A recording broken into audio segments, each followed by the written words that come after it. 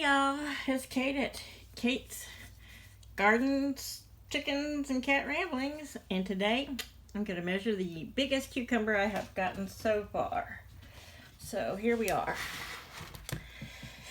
I probably should have got it sooner, but I think it's still going to be good because these are not like typical cucumbers. So let's measure here. Oh, come on. You know, it's one thing when you have trouble with your retractable metal tape measure, and then this thing's meant for curves. Okay, so from tip to tip, not counting the stem, we have 27.5-inch long cucumber. Holy moly. See, I usually only pick them when they're like this. Wowza. So, yeah, that one's getting cut up and put in vinegar. They kind of all are. These two are, I like them, you know, fresh too, but Paul keeps doing these fasting, so he's not always eating everything with me. So, oops, about knocked off over this tripod's not real stable, but look at these beautiful okras. So these are the ones I had spotted yesterday or the other day in the video. Why do they curl? I'll have to look that up. And I knew I needed to give them at least another day or so. We got a little rain last night. We're getting kind of heat rain, but yeah, that's enough for me to cut up and do something with or steam them. But I picked a bunch of green tomatoes just in case something else is going to try to eat them. These pickling cucumbers are just about done. Their leaves are starting to burn up and they're not producing as much. Where these Armenian cucumbers here, now they've still got, oops, sorry, it's getting loose. They are still putting off flowers and shoots and runners everywhere. So we're gonna have a lot more of them. I have a neighbor next door who really likes to do a cucumber salad thing. It's kind of like our vinegar cucumbers, but I think she uses an Italian dressing and makes it more like a salad. But she's got one of her friends addicted to it, so she's gonna make them I took her some cucumbers yesterday. She's going to make them a big tub to take the Little League World Series. Always goes on here in Delaware. And her and her husband used to work at it and help at it, but they've gotten just too old, and this heat this summer would not be a good thing for them. But she's going to make a big batch for her friend, who I think he's one of the umpires.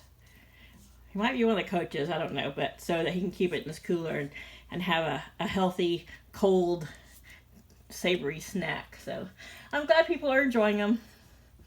But yeah, I'm going to put a few of these in the window. The only thing about setting these on ledges anywhere, it's like the year I grew a bunch of potatoes. I come home or I turn around and I find them rolling across the floor with bite marks in them. The cats think, oh, okay, that rolls. May not roll perfect, but it rolls, and we're going to play with it. So these are the Floridae tomatoes. I don't think they get much bigger than this.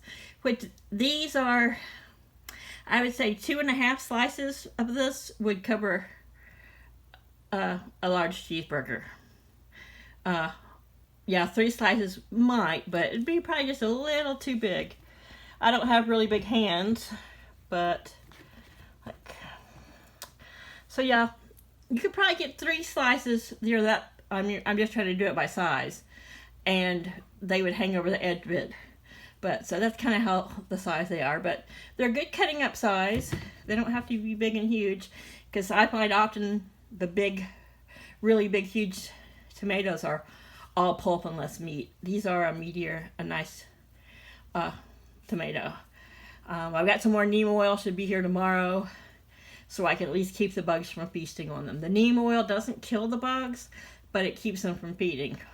And the pollinators, of course, you know, there's some blooms, but not a lot of blooms left, so they're off doing their thing. But those little, we grew up calling them stink bugs. They're like those little beetles with a hard shell. I think they've been eating on them, and who knows what else. But so I'm going to give them a good spray down on the tomato plants with some neem oil, and hopefully this next week I'll be able to get some that I'll get a little bit closer to ripening on the vine. But anywho, that's where I'm at, and it's just a wee peek at the garden. No chickens or cats in this one. I just could not believe the size of this cucumber. And it's kind of my own fault. I mean, it's been either rainy or just super hot, and it was down in the very middle, hanging from in the very middle of a plant. So yeah, it's and see, it's still small at this end, so it could have kept on growing, but I'm not gonna let them get too big. I'll taste that one, see how it tastes before I put it in anything or eat it, but yay. So my neighbor's like, gosh, you got such a green thumb. I'm like, it's Mother Nature. But being that I don't have a huge, like, pasture-sized garden, and we are getting little spots of rain, you know, if we don't get some rain every day, then I do water every day a good hour. So none of my stuff's in containers or raised beds, so and I also am using the weed mat, so that lets me get away with not having to water as much, because like if I stick my finger in a hole under the weed mat, you still got some damp soil under there, so it does help hold the moisture, you know, that soaks through it, and it doesn't evaporate as fast. And you know, I give them a good soaking. You know, luckily I'm on a well. I try not to push it too hard, because once you know, in the hottest summer in some recorded history, our main downstairs AC went out today. Yep. I live in an old beach cabana cottage style house from the 40s, so we don't have central heat and air. In my room downstairs, I have a small AC unit, pretty much just for my room, and I leave my door open and just pretty much run the fan, because this big AC unit downstairs pretty much cools the whole house. And upstairs in Paul's room, he has his own AC, and he keeps his door closed all the time. So for sleeping and where we pretty much live most of the time, we'll be fine. But I, you know, turned mine back on cold and left my door open so we don't filter out in the house a bit. And so I'm sure we'll replace this one. I would love not to spend the money and to be able to wait out this next, you know, August and September and just get by with what we have. But it's pretty humid and stuffy in here. So I just don't want to, you know, with the expenses that I just bought 150 pounds of chicken feed to get us partially through the winter. And, you know, I've got some lumber and stuff I'm ordering. So quite a few expenses coming out this summer. And that's one more expense that I want to add to our budget. But we might just have to. It's only 3 years old. That's pretty sad, and it was a nice one. So, and the little one in my room's probably been there 3 or 4 years, and of course I don't run it on cold all day long in this heat, because for my small room it just freezes me out. But I do run the fan a lot all the time. So anyway, we'll make do. But I know it kind of sucks that every video has to say something about the weather, but that's one of the biggest things going on in our country right now. And I promise I'm going to make a video soon, maybe this weekend if it cools down, after we get the chicken yard put up. Paul wants to build it this weekend.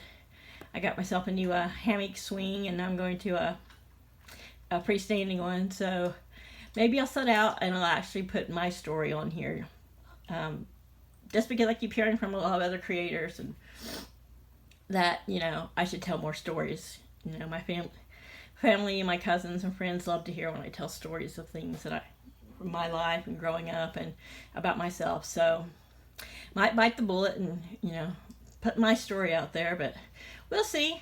But for now, just hoping to stay cool. You guys have a great evening. Bye, y'all.